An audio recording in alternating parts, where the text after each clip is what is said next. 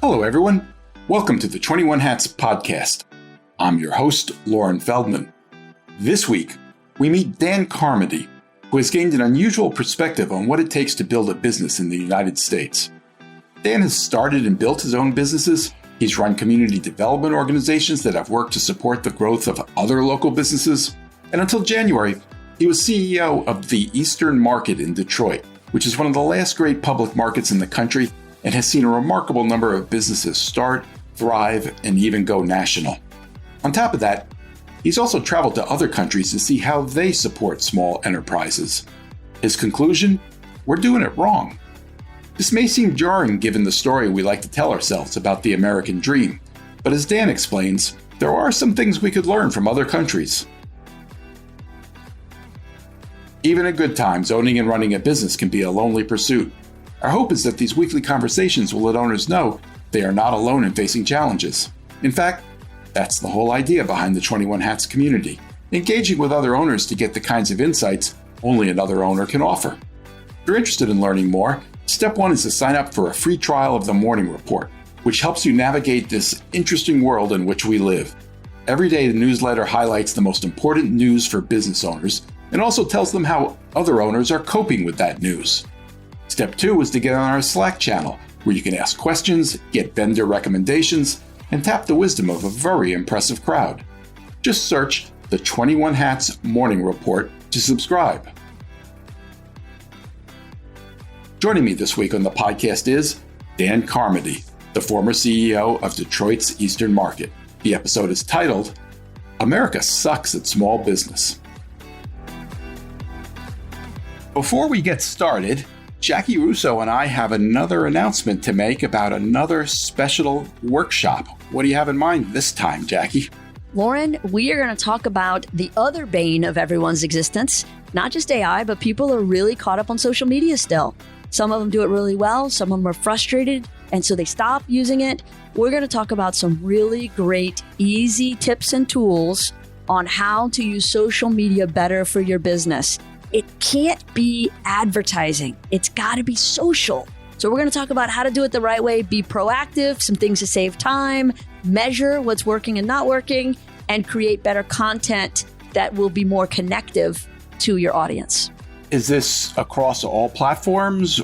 Well, it's really predominantly going to be LinkedIn, Facebook, and Instagram, because those are still the big three when it comes to the business world.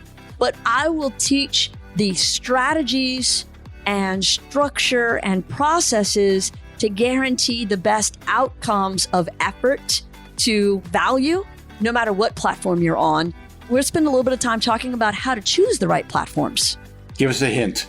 Well, I will tell you that I was talking to a professional services company the other day. I was doing some consulting work for. So imagine, engineer. And they were telling me about their Pinterest board. And they were serious, like they said it with a straight face. So we spent some time talking about how to better choose platforms. So we'll be matching your best platform with where your target audience is spending the most time and how you're going to look the best. So if you happen to be an engineer and you have a Pinterest board that's doing really well, Jackie wants to hear from you. Oh, I do. And if you are a business bank and you try to talk me into letting you have a Snapchat, we're going to have a conversation about that too.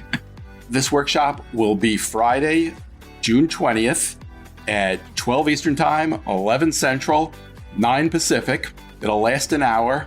And if anybody wants to sign up for it, I'm hoping you all do, you should just reply to your morning report. All you have to do is hit reply, give me your email address, or contact me by email. I'm at Loren, Loren, at 21hats.com. That's the number 2, the number 1, hats.com. Just give me your email address and you will be signed up.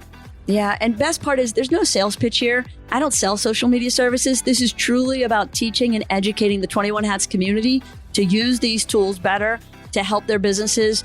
Us entrepreneurs have to stick together. So let me teach you the stuff I know so it can help you get even further along. Well, I know I'm looking for it. Thank you, Jackie. And now we will get back to the podcast.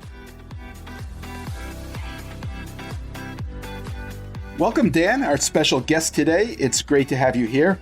I've really been looking forward to this conversation because you've had the opportunity to see what it takes to build a business from a whole slew of perspectives.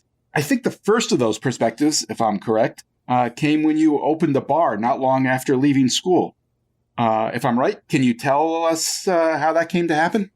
Yeah, I graduated from the University of Illinois with a degree in city planning in 1977. And after a couple of years of writing federal grants and doing zoning administration, I didn't think that there was a long-time future for me in local planning offices. I didn't find it particularly compelling, and corresponded with coming into $18,000 when a neighbor lady died and left me half of her estate. She was someone for whom I mowed the grass and shoveled the sidewalks in the wintertime. And I was, among the other things they gave me to do in Rock Island, Illinois, was I was sort of made point person of downtown revitalization, which kind of matched at that time the value that they put on downtown. Because I was the lowest staff member available. When you think about downtown development, the last 40 years, it's, most cities are very consumed by that topic, but things were humming in 1977 in Rock Island. There's the home of International Harvester. They made all the red tractors at the Farmall plant that employed about, I believe, 10,000 UAW workers at its peak. Pretty big for a town of 40,000. So downtown was desolate. Real estate values were low, and my brother and I took half of the 18,000 and put down a half on a building, and bought it on contract and set about renovating it. First, we were going to be real estate developers, but two people backed out, so we decided we'd become bar owners, and it was a great success. We ended up building 6 bars in about an 8-year period. 5 of the 6 did quite well. The last one didn't. I think the lesson learned is when you think you got it all figured out, maybe there's always new lessons that can be learned. Did you have any experience working in a restaurant or a bar or dealing with food? I did. I worked at a liquor store that had a bar for 6 months where I learned everything not to do, including some very shady practices with regard to how they treated customers of color. So, but that was the only experience. I brought on a partner who I'd gone to college with that was experienced in the kitchens of pubs and taverns, and we needed that experience in the food side. What did you take from it as a lesson? Why did it work to the extent that it did work? I kind of did enough research as someone who, one of the pivotal moments in my life was being an exchange student in Manchester, England in my junior year of college. And it's there where I learned that beer, it was a much broader category than it was in America in 1977. We had a number of innovations that resonated with people. I think it was just a clever and creative approach to entertain people and be, the art of hospitality. I think we were really good at it. The 6 bars we built, they're all in different towns. We always had the largest selection of imported or specialty beers. We also loved music, and we didn't have a jukebox because we actually did. Our first bar had a jukebox, but after 2 weeks, one customer came in and got pretty drunked up and played the same song 10 times over. So we called the jukebox company the next day and said, please remove your jukebox. And we spun vinyl behind the bar, just like the hip joints do these days. The building was actually on a pedestrian mall, which was all the rage in downtown revitalization in the 70s. And the construction of it took 3 years, and that killed most of the retail that was remaining at that time. And so there was a very quiet. And we actually saw a use of it as a special event space and started doing outdoor concerts that proved to be very, very successful. And I think, we were early social media proponents. We, for a couple of years, had a very robust Friday happy hour business. And I would get my Minolta camera that I got as a graduation present from college out, and I'd take pictures of people and then race to the store and have those slides developed. And the next week, we'd put them in a carousel, the Kodak carousel projector, and show people those images from the last week. And people would come back to see just how beautiful and vivacious they were from the previous week. So that's the social media you're referring to. Yeah. So an early Instagram. That's right. And so not quite as broad a distribution, but it worked. So, we learned a lot. The 6 places differed slightly. 5 of them were in tired Rust Belt's towns along the Mississippi River, 3 in Iowa, 2 in Illinois. And then the 6th one was in Collegetown, Iowa City, Iowa. And we were a little bit older by that point, and I think we kind of it was the wrong bar at the wrong time. Didn't quite master the quarter beer night. And we had a very large place. And it was at a time when live music in particular was being just killed by disco. And so it just didn't work. Mm. So that forced a retrenchment. We sold off a couple of bars, paid down. We were also guys that, my brother and I were 2 guys, when we get $50,000 in the bank, we'd start thinking about our next bar. We loved building them as much as we did running them. So you were stretched thin all the time? All the time. So, we didn't know that if you had bad experience with unemployment insurance, and if you crossed a threshold with 50 full-time equivalents in the state of Illinois at that time, your rate went from 1.8 to 5.4 in 1 quarter. Ooh. That was a rude awakening. But we ended up, we had a bar that was our biggest grossing bar. I could have kept it.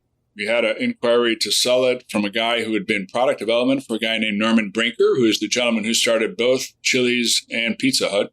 And he had a heart attack in his mid-30s or 40s and wanted to return to his hometown and kind of slow down a little bit.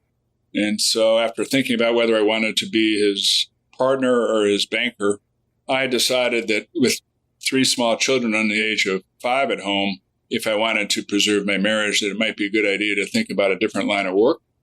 And so we sold him the bar on contract, and it ended up very good for him and very good for us.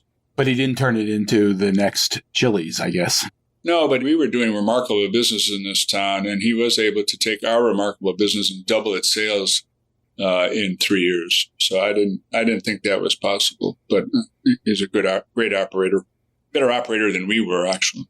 Of those 6 bars, 1 burned to the ground when the building next door caught fire. The one in Iowa City, Iowa, was mercifully put out of it. It had been a bar that failed 4 times. It was a big old laundry that was turned into student housing. So that was like a mercy killing for anybody else trying to make an investment. And then the other 4 still exist pretty much as we built them. Obviously different owners over time. Wow. But I think we built some nice places that people appreciated. So what did you do after that? So that IH plant I talked about earlier had closed, leaving Rock Island, Illinois with about a 40% drop in assessed values of its real estate, and just devastating to the community. And so the local forces had started an economic development nonprofit to help rebuild the town, and it wasn't very effective. And the larger private sector guys kind of had a business association. They decided to merge their efforts, and they looked for a new executive director. And I thought, given my planning background and giving a small business background, that might be a good fit. And so for the last 17 plus 17 plus 2 is 36 years. I have run nonprofit community development organizations of one type or another. Tell me about what you did with the one in Rock Island. How did you address that situation after the IH plant closed? So in Rock Island, I learned a little bit about everything. We got into some industrial development. We got into general commercial development. We had a major expansion when local foundation gave us money to do housing in older neighborhoods. And all the while, my main focus is really on downtown revitalization. And so wrote an award-winning strategic plan honored by the International Downtown Association, pioneered really downtown housing in the Quad Cities. Rock Island is part of a metropolitan area along with Moline, Illinois, and Bettendorf, Iowa, and Davenport, Iowa. It's about total population, about 400,000 to 500,000.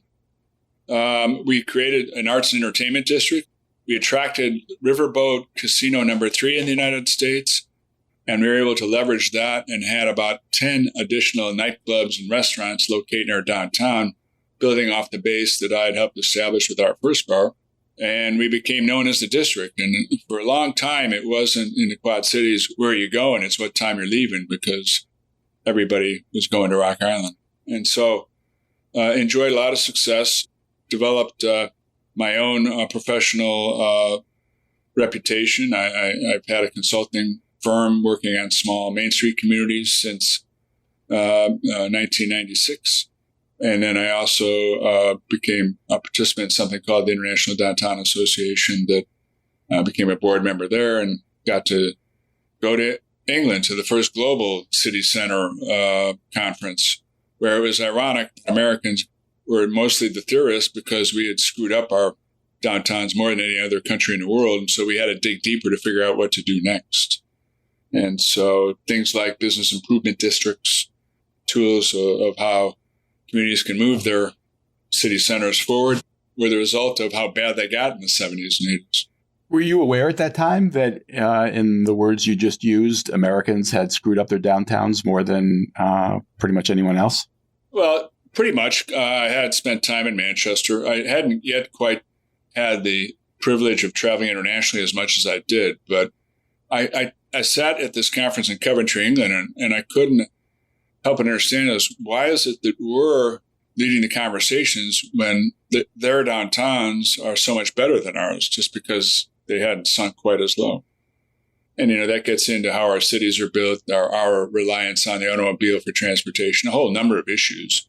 But, we built a system that favors large enterprise over small and medium enterprise, and there was a lot more vitality because there are a lot more successful small and medium businesses in those European communities.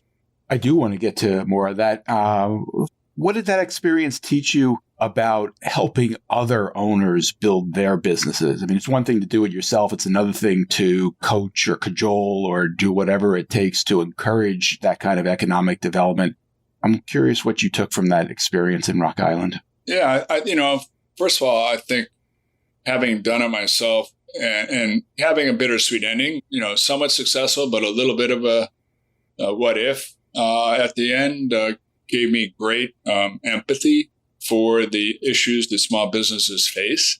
I must say, one of my most enjoyable moments in looking back, almost a bit of ecstasy, is there is a business in downtown Rock Island called Circa 21 Dinner Theater that predated the opening of our bar by about 5 years. It opened in the early 70s. It was a former vaudeville house turned into a porn theater, then resurrected as a dinner theater. And when the IH plant closed, they lost 20% of their business overnight. Anyway, what I want to say is that the fact that they're still open today, the original owner is still alive. He's fairly old, but his son is doing a really good job doing the day-to-day stuff. They should be in the Small Business Hall of Fame to keep a dinner theater going in a town like Rock Island, Illinois, just because of its size.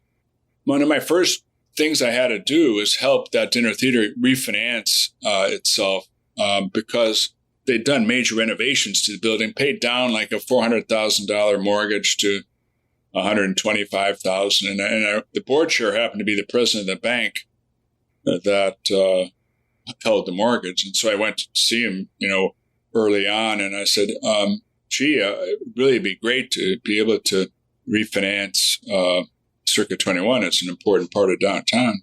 And he looked at me dead-eyed and said, that's not going to happen, at least not with this bank. It's not going to happen. And I said, well, what's the issue? And this guy stammered a little bit, and he looked at me and said, do you know what they do with the season ticket sales? And I thought for a minute, and from my bar days, I remembered that when you're at a loss for words, sometimes it's just best to mirror the manner of the person that's asked you the question. So I stammered back at him. I said, no, what? And he said, he pays bills with it. And then I realized the divide here, and I looked at him straight up and said, do you mean to tell me he doesn't put it in escrow? And he said, no.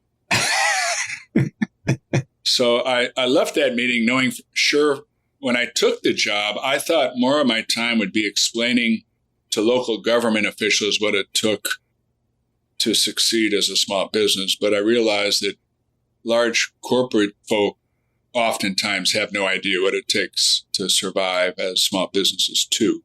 And so we got a refinance with a different bank, and he's still there to this day. And all those bankers that he worked with in 1980 were all eventually put out of business by the great merger wave of the 80s and 90s.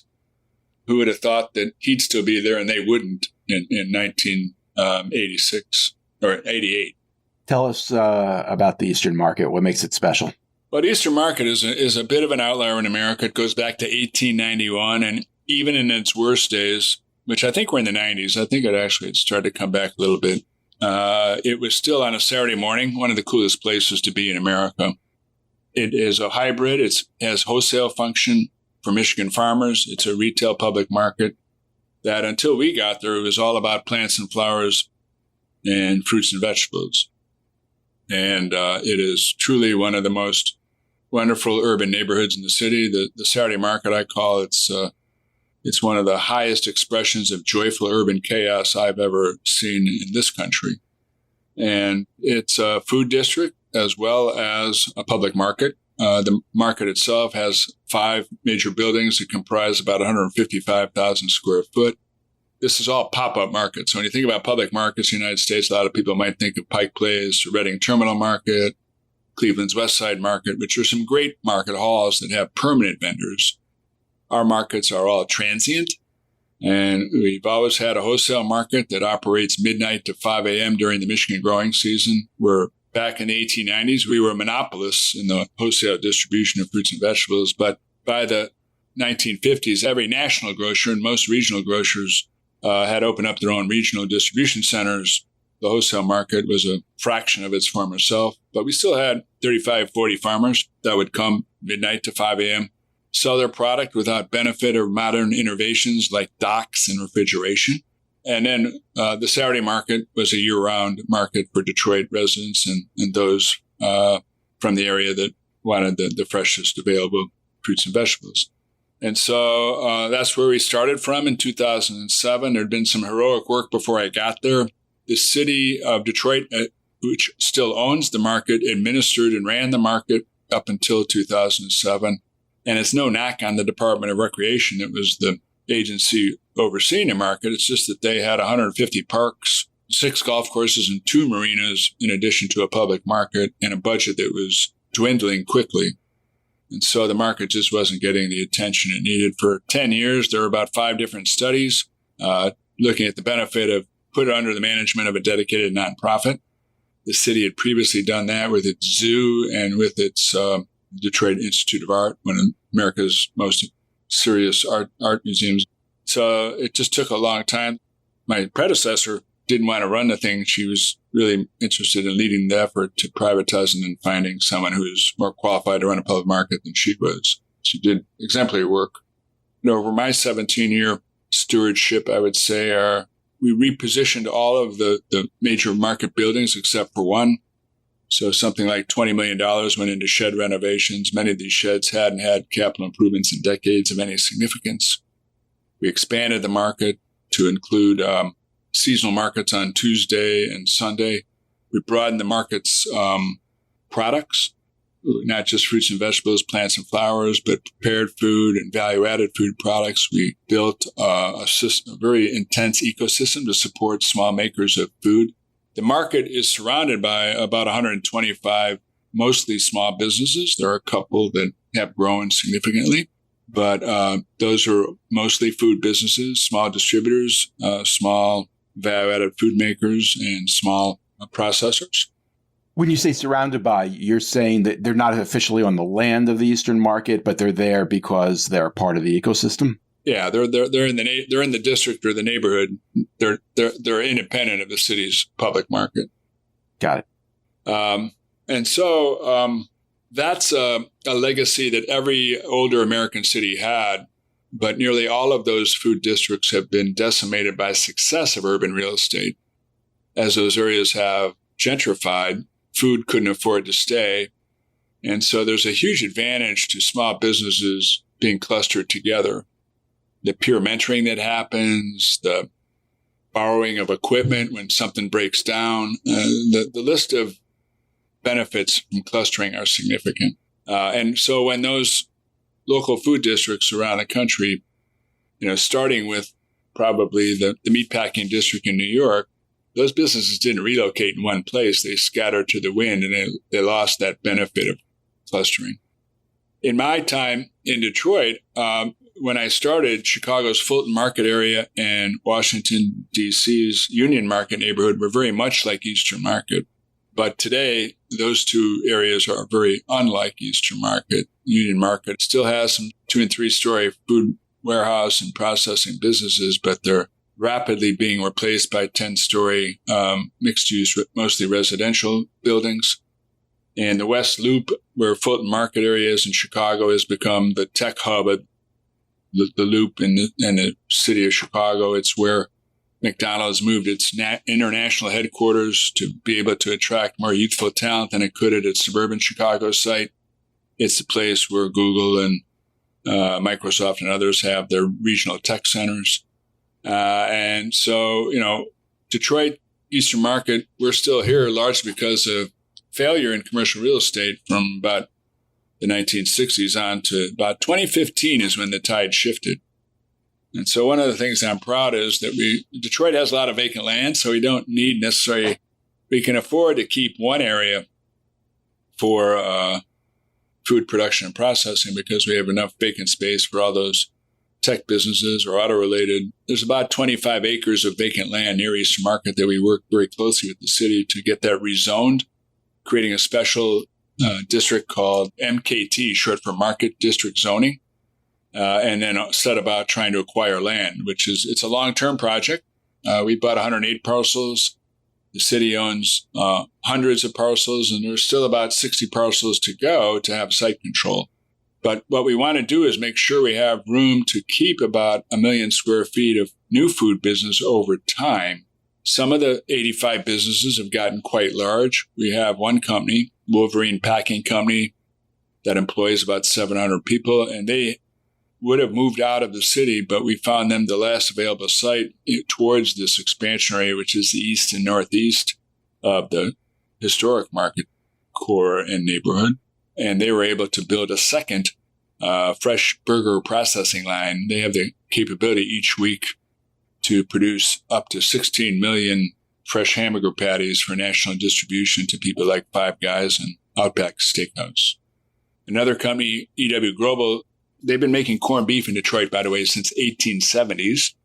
They have a contract to supply all of Sam's Club and Walmart's corned beef for the St. Patrick's Day season and actually put a second shift on that works from the 1st of September to about the 1st of March and put into cold storage 350 last year semi-loads of corned beef that are distributed between basically the 15th of February and the 1st of March for the St. Patrick's Day surge of corned beef consumption in the United States. That demonstrated something that's really important to Detroit, and that when it comes to food distribution to a national footprint, Chicago is usually the default. People default to Chicago because it's perceived as being in the center of the country. But Walmart did a logistics analysis for Global and found that Global is just fine because when you adjust for population, Detroit can get to the whole country about as effectively as Chicago. So again, it also shows that when you have a specialty product, you can produce in a 40 or 60,000 square foot building enough product to supply a very large market. And so in an urban setting, you're not going to find meat packing plants like you used to. You're not going to find the large facilities that need, 500,000 square feet. It just doesn't fit in at least in the core of a city. And so our sweet spot is trying to find those companies that have a specialty product for sale to a regional audience, or those that have a particular niche product that could be available to a national. The historic district has a number of old buildings, and with food safety modernization standards, those staying as food is not likely. So we needed to figure out a way to incubate and accelerate small businesses in cost-controlled space that we develop and own as a public market authority, while creating an opportunity for them to stay in the neighborhood. And when they get to significant employment, the city of Detroit was keen to learn that the food sector has the highest percentage of entry-level living wage jobs that doesn't require a high school diploma. So if you've got workforce with limited skills, a healthy food sector is a great on-ramp where people can then get to work and then develop as they go.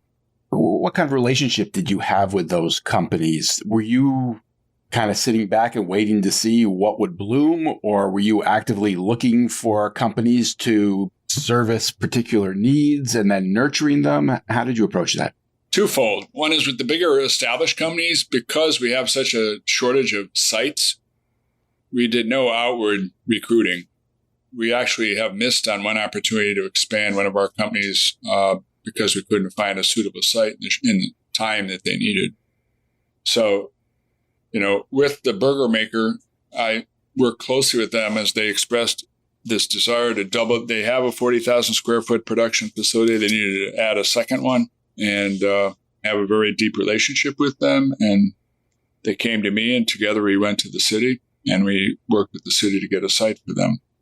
But with regard to small businesses, what we began to see as we operated the public markets is public markets are really a wonderful institution for incubating small business. And I would say that one of the best things about Eastern Market, going back to 1891, is that wave after wave of immigrants and refugees have used that market as a way to gain entry into the American economic system. It's a low bar to entry, a $50 or $100 daily rental fee where you can sell your product. And our Saturday market attracts upwards of 40,000 people at our busiest times. So people are getting exposure. They're getting real-time feedback from customers about whether they like their product or not, so they can tweak their recipe. They're also learning from the people on either side of them. The peer mentoring that I talked about with clustering businesses is even more acute in public market. But we also learned early on that providing the selling space wasn't enough, that Michigan has a pretty generous cottage food law where people could make food in their home kitchens. But realistically, the limits to that in terms of the dollar sales specified in that legislation, those people really shouldn't be selling at our market, because to make the amount of product you should make to pay our fees, you would be beyond the limits imposed by the state. So a neighborhood farmers market would be a place for those people to start. And so we began looking for ways to help address the issue of low-cost production space. 2015, we opened our first shared-use kitchen. People can rent that kitchen for between $25 and $35 an hour. They don't have to build their own kitchen. That kitchen has a steady flow of 18 to 20 businesses that work out of it. And, we saw people grow and outgrow that kitchen and go off and build their own, buy their own space or expand. We've had a couple of wonderful success stories. A lady that is of Eastern European descent. Michigan is a significant beet production, mostly sugar beets, but some beets you can eat. And she does pickled beets and does about $8 million a year in sales, and half of that is in Eastern European countries. And so we began to try to expand our outreach, trying to provide, consulting for those thinking about a food idea, whether they should get into it. So that we had wasted a lot of staff time on a one-on-one basis as people learn that, whoa, that's way more work than I thought. Maybe I shouldn't do this. We've tried to build an ecosystem that can kind of weed out people and to give them a flavor early on about what kind of commitments required to succeed in a food business. And so the programming, as well as the shared use low-cost kitchen space, is really important. But we also didn't stop there. We actually have built so far 2 and have plans to build 2 more, what we would call accelerators. And that's where someone's off and going. They've got, $100,000 and $200,000 a year in sales. How do you grow it to $1 million? And as the neighborhood was being gentrified, those small junky buildings that people used to be able to buy for $75,000, where someone in that position might have been able to swing that, they're now $750,000 or $800,000. And so we started building cost-controlled space for acceleration of businesses and building suites 3,000 to 5,000 square feet in size. And the market rate for rental rates in the neighborhood is somewhere between $18 to $20 right now. We start people out at $8, and on a 5-year, they go up $1 a year. So we get people up to about $15. So they're hardened a little bit for the real world when they're done in the accelerator space. But we've kept 5 of those suites very busy. And we have funding to build 2 additional accelerators, one for farmers who want to mill organically grown grain crops in Michigan, wheat, rye, barley, and spelt, and one dedicated to meat entrepreneurs who can then share the cost of having on-site USDA inspection with having 4 or 5 under one roof rather than just one. How often did you have your heart broken by a business that you thought was going to make it and didn't? Oh, I'd say 2 to 3 times a year on average.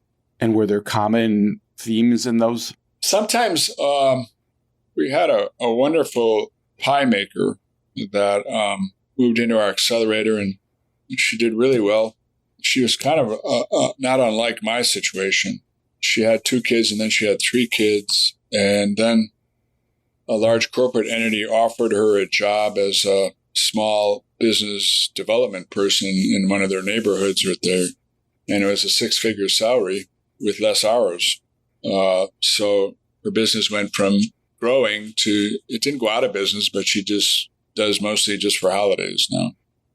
We had another specialty sausage company that made some of the best sausages, specialty, niche sausages.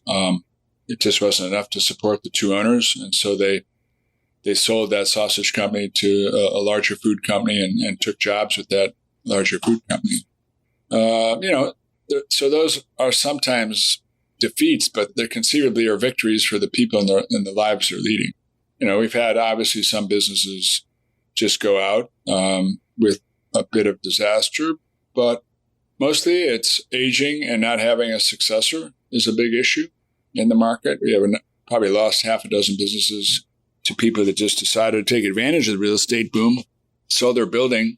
They were able to have a retirement opportunity that they might not have had otherwise. So I think the word is bittersweet more than bitter about most of those businesses that we've lost over the years. But the total number of businesses has increased gradually over the realm of a nonprofit paying more attention to the neighborhood. And that's, I think, as good as you can get, because small businesses are going to open and some of them aren't going to make it.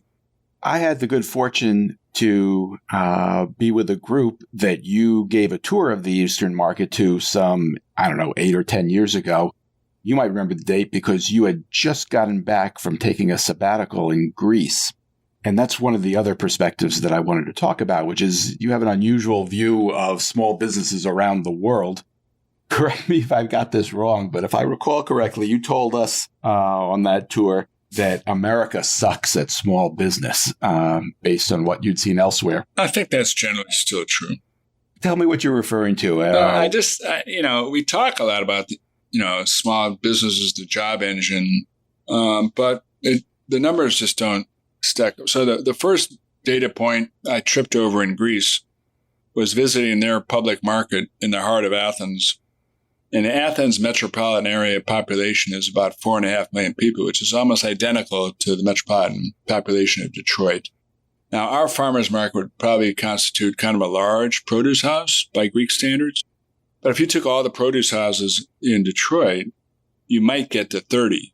That's 300 versus 30 in terms of distributing fruits and vegetables to grocery stores and other commercial establishments.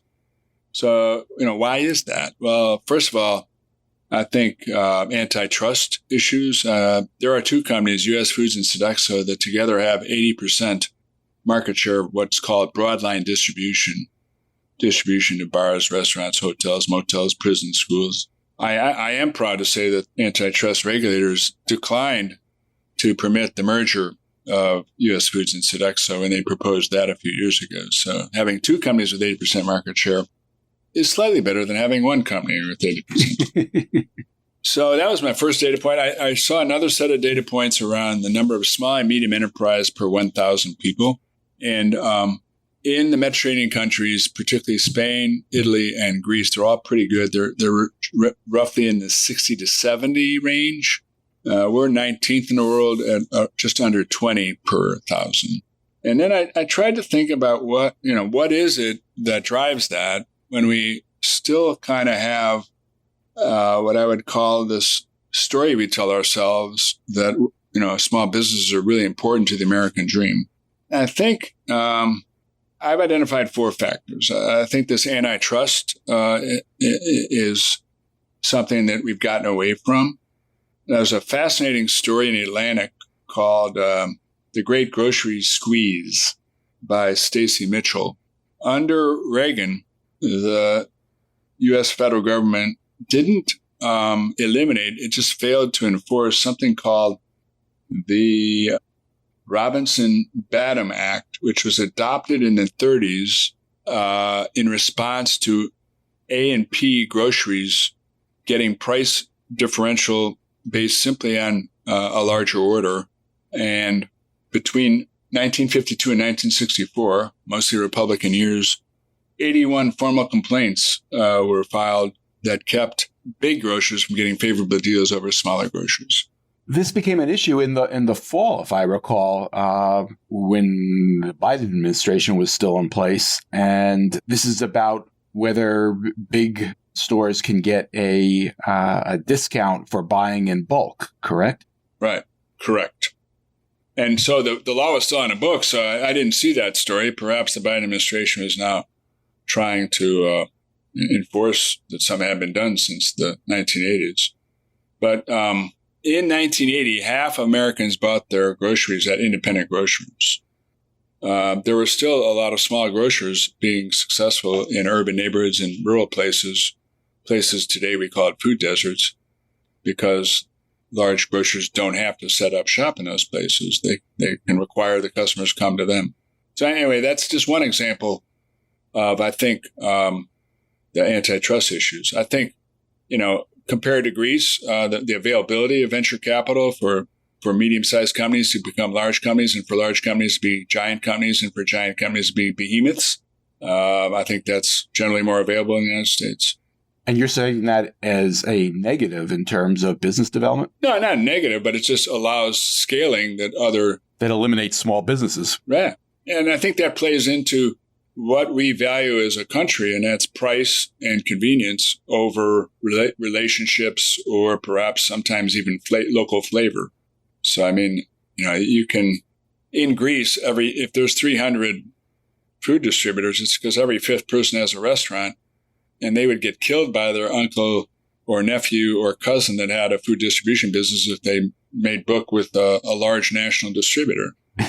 Americans buy in bulk at the household level compared to places around the world where people buy for the next day. And so when you can create a bulk item that's way more inexpensive, you're going to perhaps favor that over a loaf of bread versus a case of bread. So, I also think that one of the telling signs to me as I experience market associations in North America and Europe and the rest of the world is that there's just a lot more healthy public markets in Europe and Asia and South America than there is in the United States and Canada. And what markets do, as we talked about a little bit earlier, it's a low barrier to entry. People can get in the food economy with a public market, if they can, if there isn't one. They get that immediate benefit of getting customer feedback. They get that immediate support from the mentors around them. I just think that has a side effect of reducing the number of viable small businesses. But also, once people get big, then they try to write the rules of the road through Congress to help them ensure their continued success, sometimes at the expense of new small businesses, making the barrier to entry more difficult. So I think you said you retired from the market on January 1st. Yes, sir. You took some time to relax and recharge, perhaps. What are you planning to do next? Well, that hasn't emerged yet. I do like the idea. There's this essay I read called the 4 Phases of Retirement. And the first phase is the vacation phase. So that's a good phase. I can't remember what the other 3 phases are, but in this sense, and this is the most wisdom I've had about something in a long time. To me, the term vacation is to vacate your mind. And so all of those everyday things I had to worry about as administrator of Eastern Market are gone. And I want to create the space for something to fill my brain. I'm not sure what it is yet, but first you have to create the space.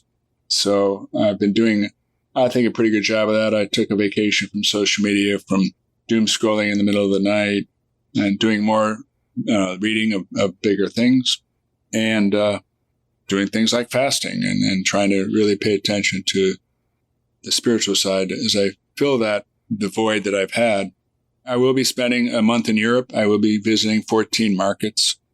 I will be continuing my consulting work to help other markets around the globe, most of the United States. Dan, I knew I would get some fresh perspectives on things that I haven't heard from others. Thank you so much for taking the time. I hope it was enjoyable. I had a good time. Absolutely. I really appreciate it. My thanks to Dan Carmody. Dan, good luck with your vacation, your vacating, your mind and otherwise. And I'd love to keep in touch and hear what you do end up doing. Yeah, let's have a follow-up conversation in the fall. That sounds great. Thank you very much. One thing before you go. Everything we do at 21 Hats is created by entrepreneurs for entrepreneurs to help us all learn together. If you get something out of listening to these podcast episodes, consider joining the conversation. You can do that by joining the 21 Hats Sounding Board, a Slack channel where you can tap the wisdom of a very smart crowd, or by becoming a founding member and joining our monthly Zoom forum, where you can be part of conversations much like the ones we have on the podcast. You can sign up for both by subscribing to the Morning Report. If you have any questions, you can email me at lauren@21hats.com. And if you get something out of this podcast or out of the Morning Report, please tell a friend, tell an enemy, tell every business owner you know. Your word of mouth, owner to owner, will always be the most effective way to build this community for all of us. Thank you. It means a lot. This episode was produced by another entrepreneur, Jess Stuberon, founder of Blank Word Productions. Thanks for listening, everyone.